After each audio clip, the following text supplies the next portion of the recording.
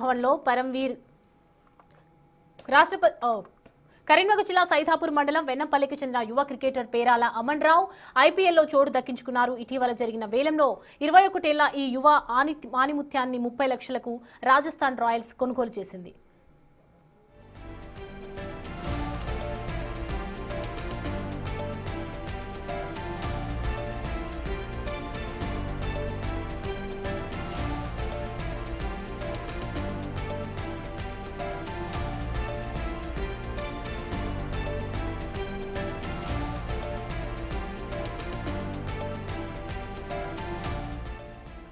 సయ్యద్ ముస్తాక్ అలీ ట్రోఫీలో 160 strike రేట్తో 2 half సెంచరీలు బాతి ఫ్రాంచైజీల దృష్టిని ఆకర్షించాడు అమన్ రావు. ప్రస్తుతం హైదరాబాద్ అండర్-23 రంజీ జట్టులో కీలక ఆటగాడు. తండ్రి మధుకర్ రావు స్ఫూర్తితో క్రికెట్ ఓనమాలు నేర్చుకున్న అమన్ రావు విజయంపై సొంత గ్రామంలో పండుగ వాతావరణం నెలకొంది.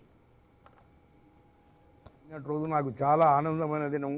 నా మనవడు చిన్న మనవడు పెద్దగా ఆడి 2 సంవత్సరాలు కష్టపడి హైదరాబాద్ కష్టపడి ఈ ఐపీఎల్లో సెలెక్ట్ అయ్యిండు.